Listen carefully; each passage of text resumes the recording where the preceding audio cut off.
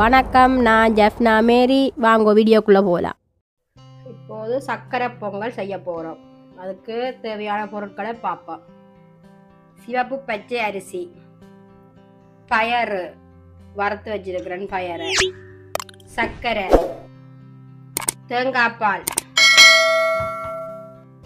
பாதாம், கச்சான் அதெல்லாம் உடைச்சி வச்சிருக்கிறேன், பிளம்ஸ், ஏலக்காய், நெய். இப்போ செய்முறையை பார்ப்போம் வாங்கோ. பாருங்கோ, இந்த பபுள்ல தான் செய்ய போறேன். இப்போ இதுக்குள்ள தண்ணி விடுவோம். தேவையான அளவு தண்ணி விடுவோங்கோ.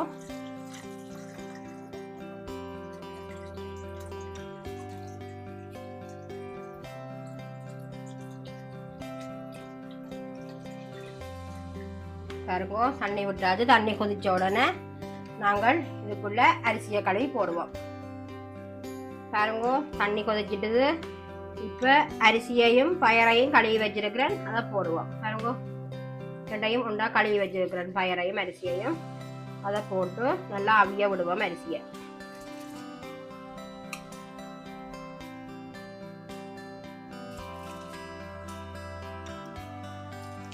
இனிப்பு சுவைக்கு உப்பு கொஞ்சம் போடுவோம்.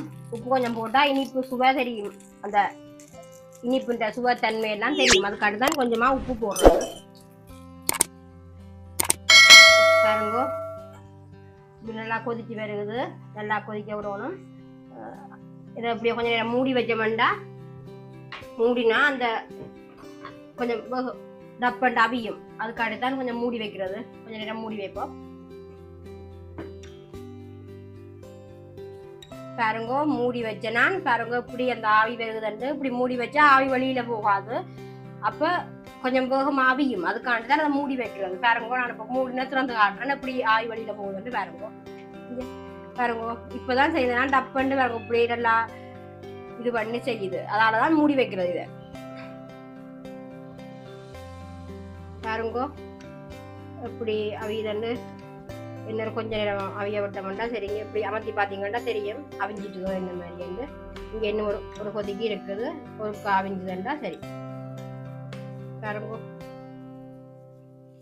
பயறு எல்லாமே நல்லா அவியோடும். அவிஞ்சாதான் பூக்கு வைக்கிற எல்லாம் இருக்கும். தெரியும், அவிய வச்சுட்டு உங்களுக்கு காட்டுறேன். பாருங்க, தண்ணி கொஞ்சம் பத்தி வந்துட்டுது. இந்த பதம்பரைக்கு நாங்கள் சர்க்கரையே போடணும். அரிசியும் பயரும் அவிஞ்சிட்டுது. இப்போ நாங்கள் சர்க்கரையே போடுவோம். அப்போதான் சர்க்கரை இந்த சூட்டோடையே கரையும். இந்த இருக்கிற தண்ணி எவ்வளவும் காணும். சர்க்கரையும் போட சர்க்கரையிலையும் தண்ணி இருந்தானே, அதால இந்த சூட்டோடையே நாங்கள் இந்த சர்க்கரையை போடணும்.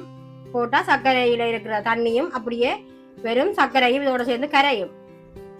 அதால தான் சர்க்கரையோட சேர்த்து தண்ணியோட சேர்த்தே நாங்கள் சர்க்கரையும் போடணும்.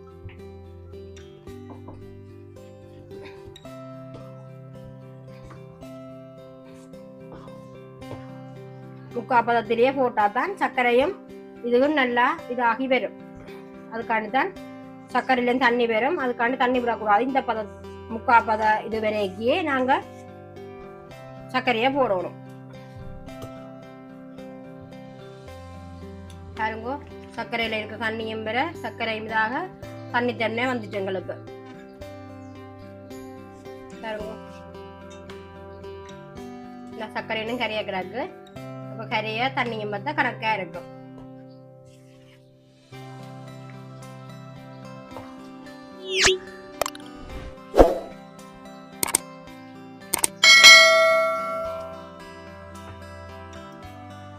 பாருங்கோ, சர்க்கரை நல்லா கரைஞ்சிட்டுது. இப்போ நாங்கள் தேங்காய் பால் விடுவோம். நான் டின்னில் தான் எடுத்து வச்சிருக்கிறேன். டின் தேங்காய் பால் தான் விட போகிறேன்.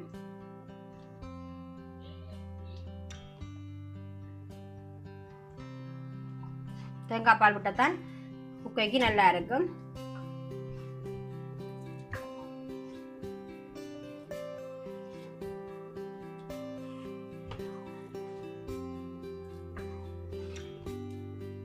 பாருங்க, இப்ப ஏலக்காய் போடுவோம்.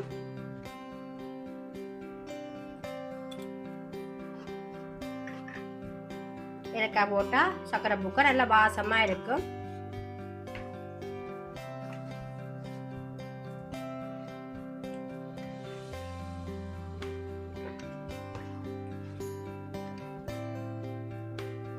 பாருங்க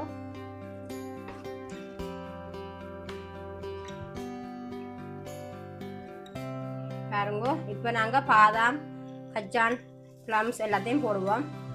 நிறைய நட்ஸ் போட்டால் நல்லா இருக்கும்.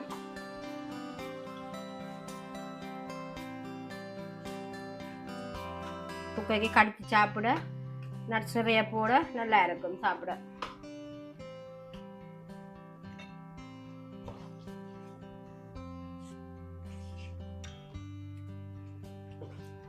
கொஞ்சம் அந்த சூட்டோடு நாங்கள் கொஞ்சம் அவிய விட்டால் தான் அந்த நட்ஸ் எல்லாமே நாங்கள் வெள்ளிய இதெல்லாம் விடணும். ஆகலை நீங்கள் அடுப்பையும் கூட்டி வைக்கக்கூடாது, குறைச்சி தான் வச்சு செய்யணும். ஏன்னா இனி வக்கிற பதம் வந்துட்டு தானே, அதால் தான் கொஞ்சம் குறைச்சி வைக்கணும். அப்போ தான் தண்ணி அப்படியே கொஞ்சம் பத்தினோன்னா பால் எல்லாம் பத்தினோன்னா குக்கரை சுத்தமாக இருக்கும். அப்போ தான் நல்லா இருக்கும். பாருங்கோ கொஞ்சம் இதாக வந்துட்டுது. இப்போ நாங்கள் இதோட நெய் விடுவோம். நெய் விட்டால் நல்லா இருக்கும்.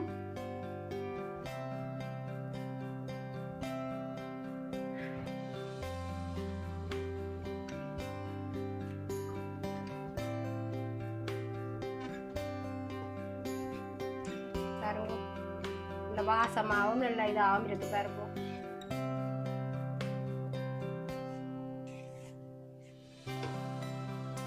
பாருங்கோ குக்க முடிஞ்சுது. பாருங்கோ பாருங்கோ நல்லா இறுகிட்டுது. நீங்களும் இப்படி செஞ்சு சாப்பிடுங்க, நல்லா இருக்கும். தேங்காய் பால், சர்க்கரை, அரிசி, பயறு எல்லாம் வீட்டில் இருந்தால் திடீரென்று டப் கொண்டு இருக்கா நீங்கள் சர்க்கரை புக்கை செஞ்சு சாப்பிடலாம். நன்றி. என்னுடைய வீடியோவை பாருங்க, லைக் பண்ணுங்க, ஃபாலோ பண்ணுங்க. நன்றி. அடுத்த வீடியோவில் சந்திப்போம்.